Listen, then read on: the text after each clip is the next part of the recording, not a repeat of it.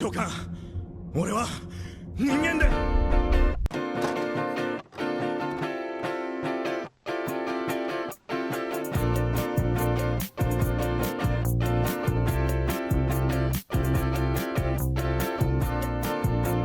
This is probably like my fourth, fifth attempt to record this.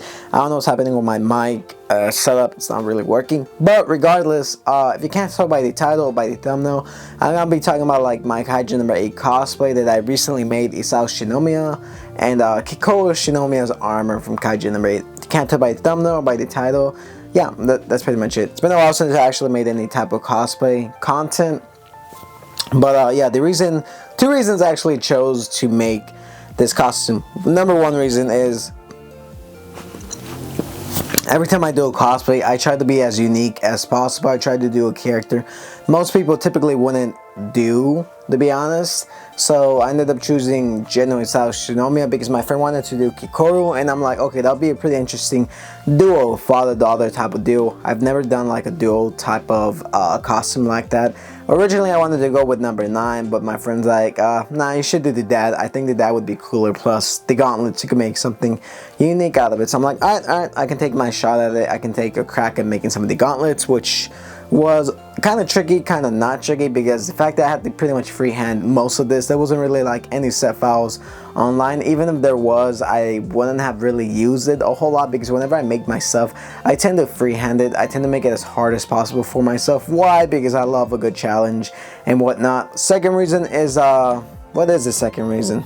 I don't remember. There was another reason. What's the second reason? Oh yeah, there was actually a Kaiju No.8 meetup already planned for New York Comic Con. So I'm like, sweet, that makes my first reason a little bit better. I can stand out like a lot in the crowd, and yeah, nonetheless, here's the gauntlet itself. I think it turned out pretty cool. The one thing I do like about this gauntlet is it's pretty flexible. It's very easy to use. It's very easy to move. For example,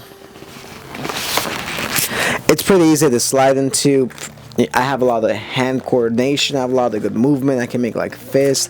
I can use like my fingers, and it's like pretty comfortable on and off to take off. It doesn't really get hot or anything like that, but it's pretty cool looking. Like the front design is really nice. The back design is really nice. I like how the tubing actually ended up coming out. It is pretty cool. It's very easy to take off, and it stays pretty much in form and shape, just like you see on the screen right here.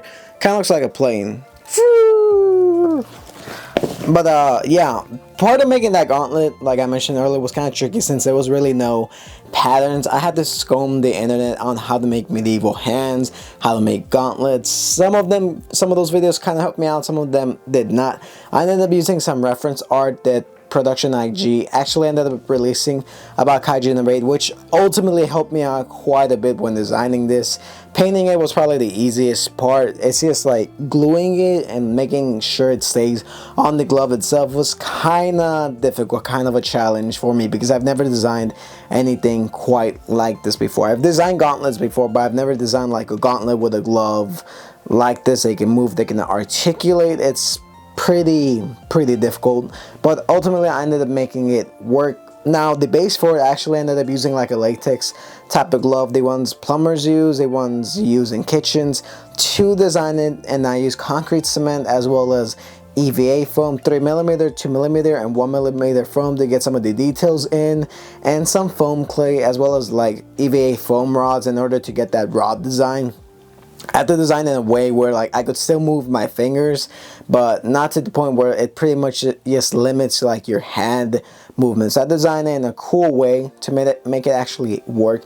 As far as the undersuit, it was pretty easy. I went thrifting for that. I ended up getting the pants, I ended up getting the boots and whatnot. Overall, the costume took me roughly about 3 weeks or so due to work, which leads me on to my second reason why it ended up taking me so long, is because I had to design Kikoru's armor. So my friend actually ended up ordering a Kikoru's suit online, but she wasn't really satisfied with the way it turned out, so she asked me, hey, can you design this armor so it can be more accurate? Because if she's wearing armor, I wanted to actually wear armor to actually feel like an armored suit, not just like a cloth suit with like some cheap material. So I'm like, all right, let me take a crack at it.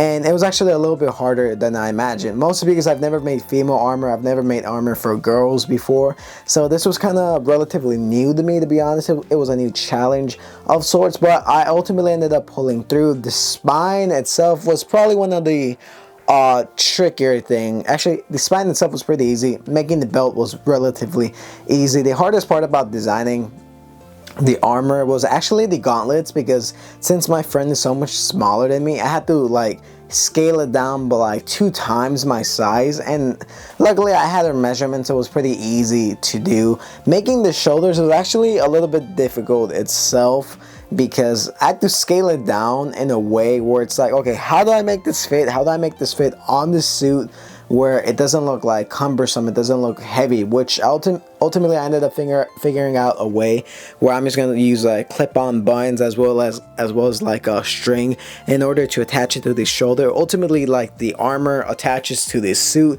and it's very much flexible. Same thing with the spine, you can attach it and whatnot. It was pretty easy. Like the belt itself, making it, I designed it in a way where you can like clip it on, and it was pretty cool, pretty easy. I really like the way that I designed it. I really like the way that it came out. I'm pretty proud of that armor myself. Ultimately, I kind of want to make some kaiju armor for myself. Maybe in the future I'll do a different character, but yeah, that's pretty much how I made these costumes. It took me quite a while. I say combined took me about a month to make both of them together, 3 weeks to make General Isao Shinomiya's, because I had to design the gauntlet in a specific way where it would work. Kikoru's armor, like I said, I've never designed female armor before, so that was a little bit tricky for me to do, but hey, ultimately I ended up pulling through.